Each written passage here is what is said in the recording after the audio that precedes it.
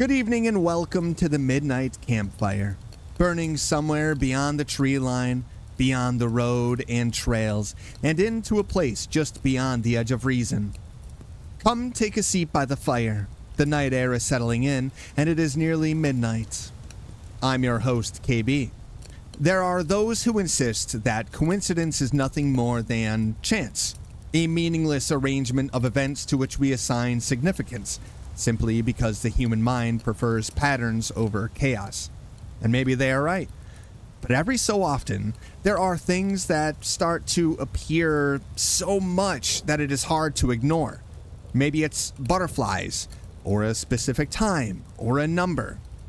Tonight's story concerns a man pursued not by a monster or a ghost, but by something far more normal.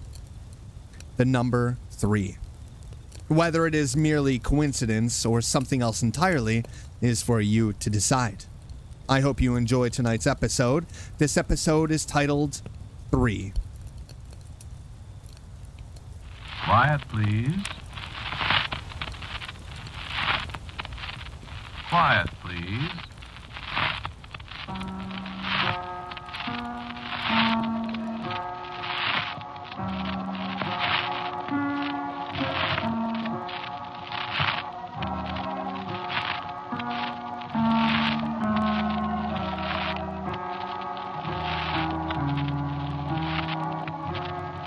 The Mutual Broadcasting System presents Quiet, Please, which is written and directed by Willis Cooper and features Ernest Chappell.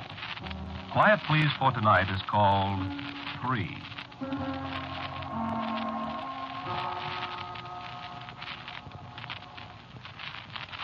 Practically nobody is named Sebastian. And I have taken in my lifetime a good deal of kidding about my name.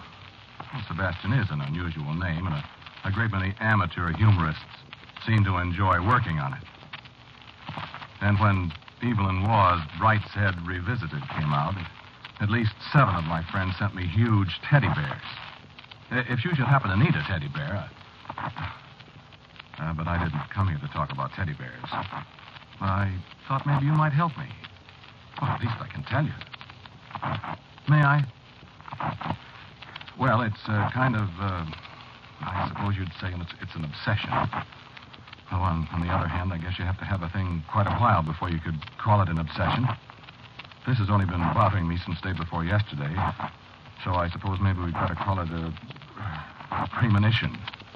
I was walking down the street, and there was absolutely nobody near me. And a voice spoke to me, right in my ear. A very quiet little voice. It just said one word, 3. Did you hear it? Oh, you must have heard it. What was it? I tell you, there wasn't anybody near me. There wasn't anybody within a block of me. Well, I thought then I was, hearing things. You know how it is.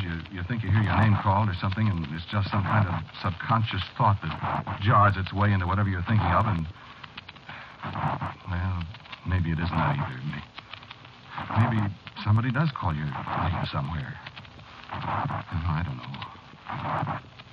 I suppose I might have forgotten it, except for one thing. I walked on down to the office, and I went into the lobby. I stood in front of the elevator. The door opened finally. I got in. Another man got in behind me. He stood right in front of the door in the middle of the car. The operator started to close the door, and the other man spoke. 3. And it suddenly came. It was the same voice.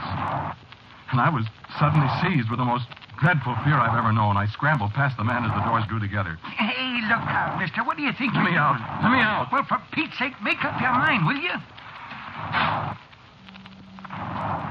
I stood panting in the corridor, watching the indicator above the door as the car went up. 2, 3.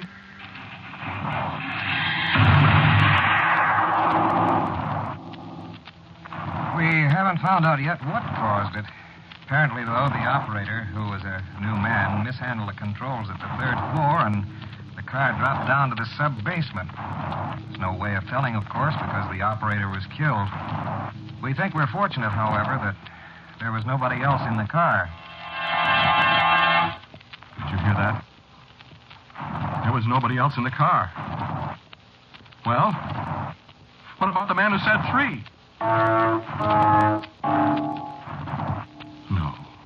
Nothing more happened that first day. I walked upstairs to my office, and I stayed there. I didn't do very well on the job that day. Oh, yes, I forgot something did happen. No, nothing like the elevator thing. It was just the telephone. It rang 3 times. At 3 o'clock in the afternoon. Oh, I know there's nothing unusual about a telephone ringing 3 times, only this one, I picked up the receiver when it rang the first time, and it rang 2 more times. Telephones don't do that.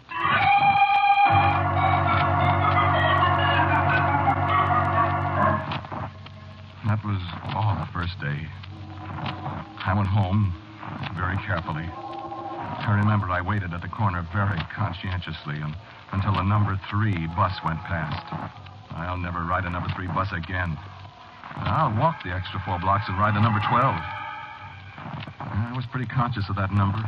I saw 3s everywhere. 3 men in the restaurant. I began looking for 3s. Three letters in my mailbox. I found 3s everywhere.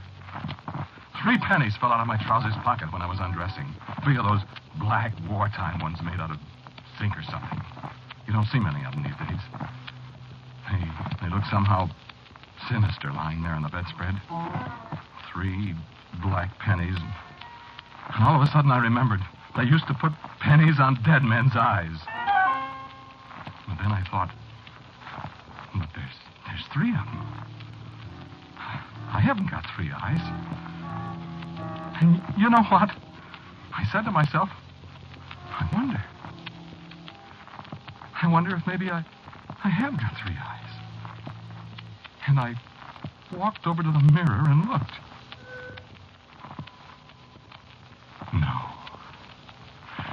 No, I haven't got 3 eyes. But you see what a thing like this can do to you? Well, that settled it. I went in the bathroom and I took down the pills and I took 3 of them. And I remembered, just as I was drifting off, that 3 pills are enough to put a man to sleep permanently. But I couldn't do a thing about it then. Oh, no. I didn't go to sleep permanently. I woke up. You guess what time.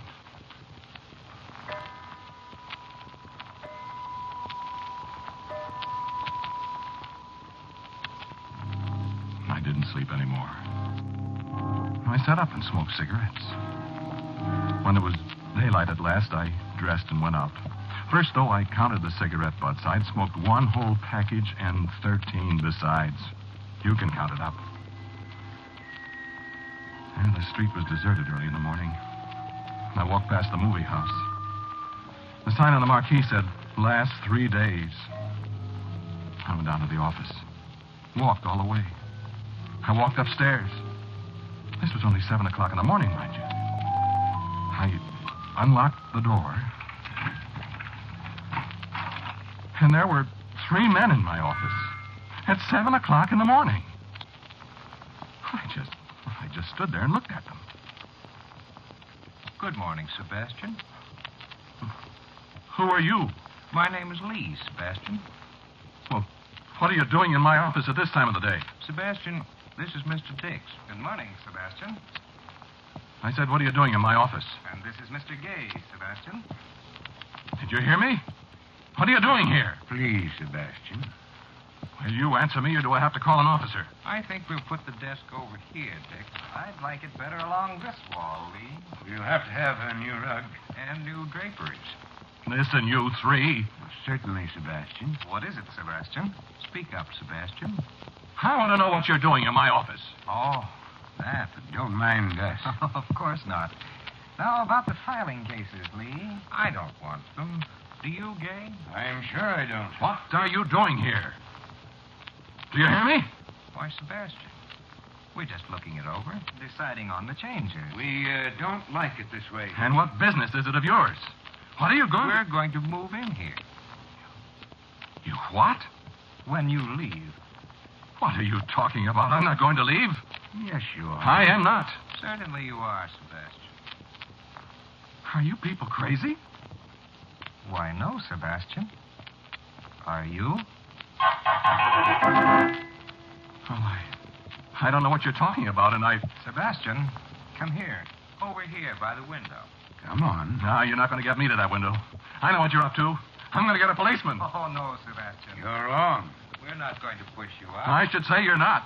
We don't have to. Of course not. Just look, Sebastian. I looked out the window. And right below me was the sign on the movie house I told you about. Big red letters. They said, last 3 days. But I hadn't noticed before, or maybe it wasn't there before. The 3 had a big red X across it, and there was a 2 painted on top of it. And when my eyes had focused again, I turned around. There wasn't anybody in the room but me.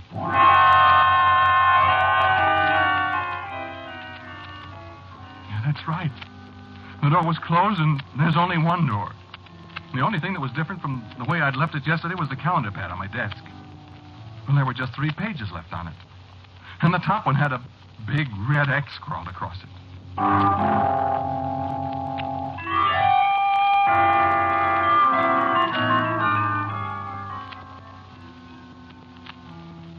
I never took a drink in my life before 5 o'clock. I seldom touch the stuff, but I do keep a bottle in my desk for an occasional client who likes a nip in the daytime. I took 2 nips. And I got very brave and very matter-of-fact when I downed the second one. Well, after the third one, I went out in the hall and I walked downstairs. The elevator starter was just coming to work. He looked at me with a very strange expression when the whiskey and I spoke to him in a loud voice about 3 strange men invading an office at 7 in the morning. And then he asked me, more or less politely, to describe the men. Do you know, I couldn't remember a single thing about any one of the 3. He looked at me as if I were crazy. And I remembered what Dix had said. No, we're not crazy, Sebastian. Are you? I don't know. Maybe I am.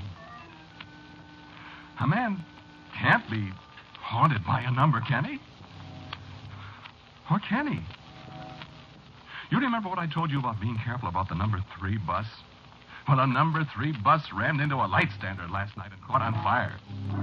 No, only one man was killed. I saw his picture in the paper. I thought there was something familiar about his face. And then it came to me.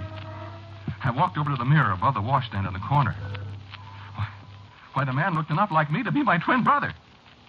Ought to be me, for that matter. What is this thing? So then I sat down at the desk and I thought some more. Maybe I've been working too hard.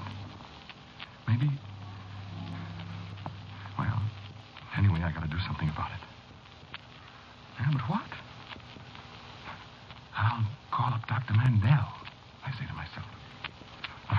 Dr. Mandel can tell me if I'm going crazy or what. Give me the phone. Now, let's see. What's his number? 4087.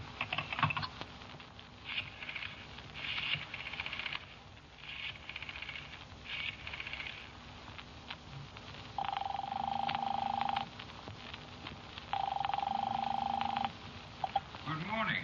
May we be of service to you? What? I said good morning. May we be of service to you? Is this Dr. Mandel's office? Oh, my, no, sir. Is this 4087? This is the Beveridge Funeral Parlor, sir. A what? The undertaker, sir.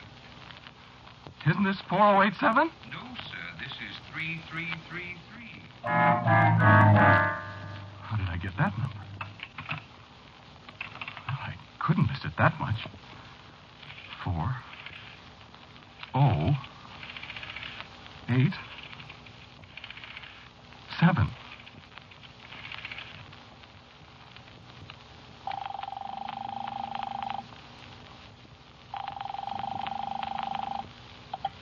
Good morning. May we be of service to you? Who is this?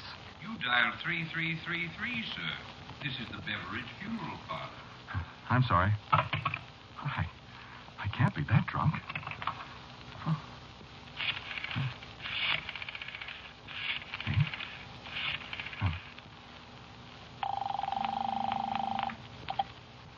Good morning. May we be of service to you? Oh, but I'm sure going to be. Where's that bottle?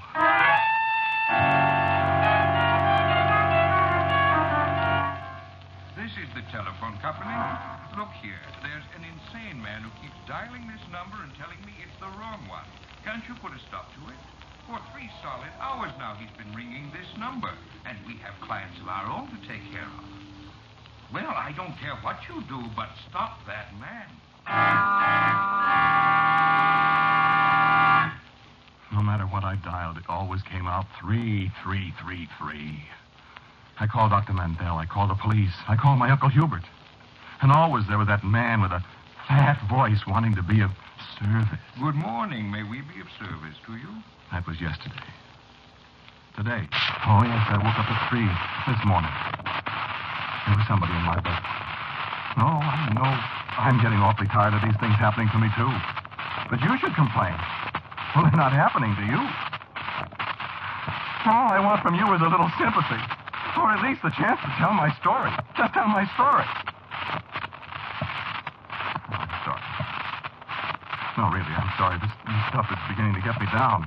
Beginning? It's got me down. I don't know what's happening to me. Either somebody's trying to make me lose my mind and commit suicide or something, or it's true. All I can hear is... 3 men. 3 days. And now there's only 1 day left. Well, the second leaf of my calendar pad had a big red X on it this morning. And everywhere I go, things happen in threes. I hear streetcar gongs. I hear automobile horns. I hear knocks on doors. I hear noises in my head. And all of a sudden, I remembered I heard on the radio that there's going to be a radio program tonight called 3. What are they doing to me? Help me, please. Do something. Please, please, please. You hear that? You hear the way I'm talking? You hear me? Sebastian.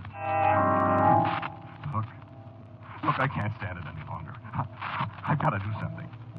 Well, it'll be 3 o'clock in just a little while, and I know that's going to be the deadline. Well, I know it. So do you know it, don't you? Who is it that hates me? Who is it that's going to get me? Is it you? All right. All right, I know what I'll do. I'm going in here. I'm going to have a drink. You stay out there, all 3 of you. I walk inside.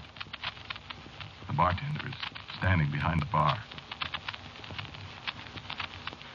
Hello, bartender. Hello, Sebastian. How did you know my name? Well, you told it to me. I did? When did I tell it to you? Well, last night? Last night? I wasn't here last night. Well, this morning, then. Why, I wasn't here. I've never been here before. Oh, now, Sebastian. You got a hangover? Oh, no, I don't remember. Well, sure, you was in here with them 3 men. What 3 men? You know, the fellas with the funny names. Funny names. Yeah, you know, all 3 of them with the 3-letter names. Dix? Sure. Dix, Lee, Gay. The 3 threes. When was this, bartender? 3 o'clock this morning.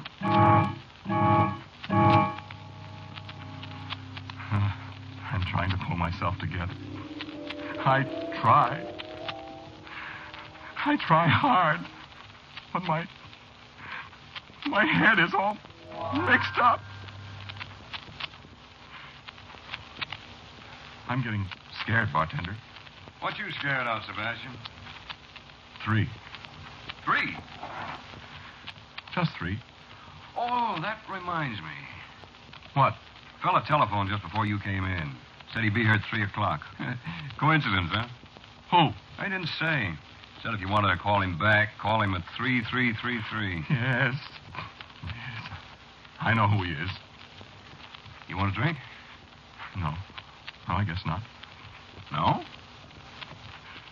Just talk to me, will you? Sure, Sebastian. Till 3 o'clock. What? Your friends will be here then.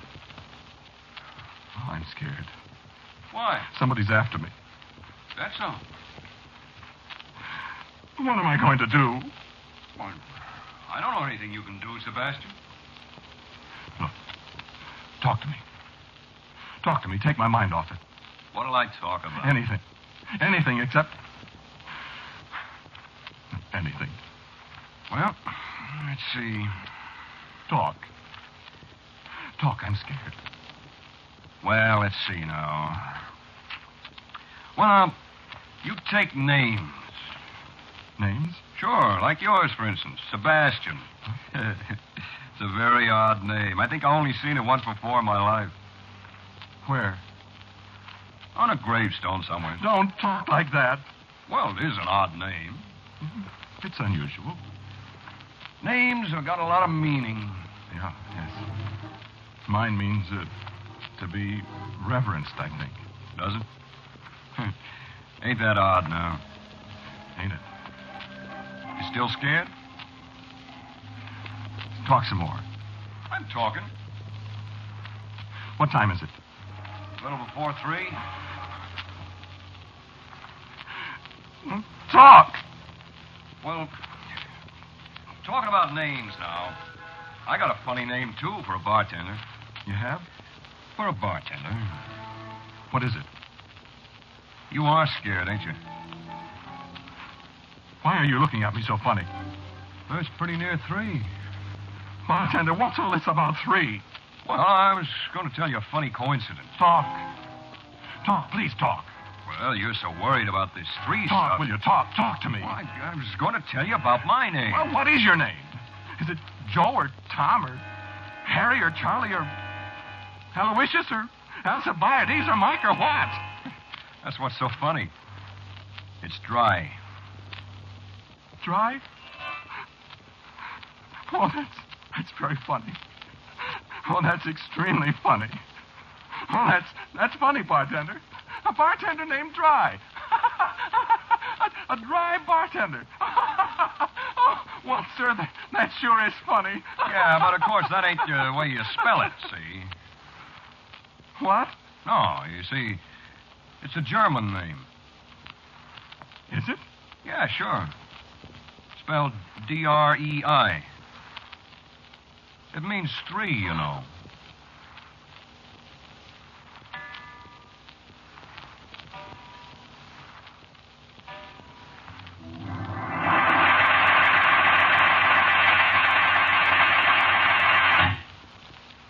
No more 3.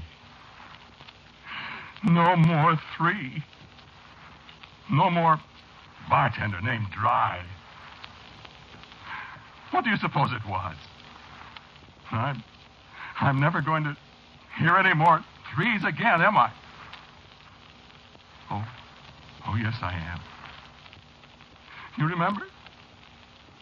When the judge says to be hanged by the neck until dead.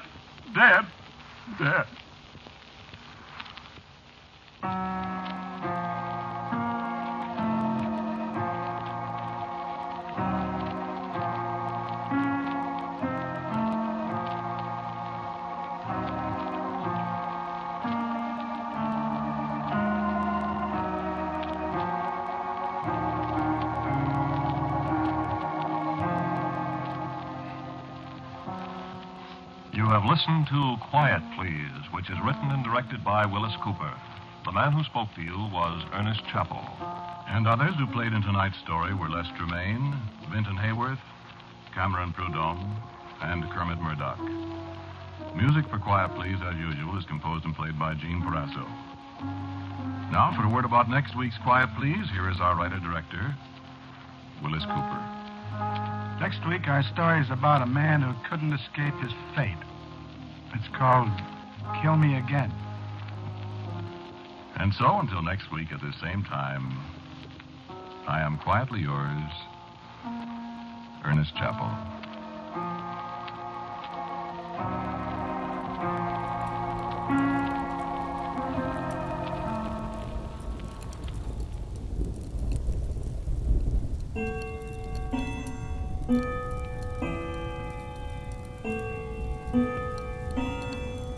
And it seems we've reached midnight. As the day gives way to tomorrow, and as the fire dies down, the shadows creep ever closer, bringing tonight's midnight campfire to an end. Thank you so much for listening. Until next time, I'm your host, KB, saying good night.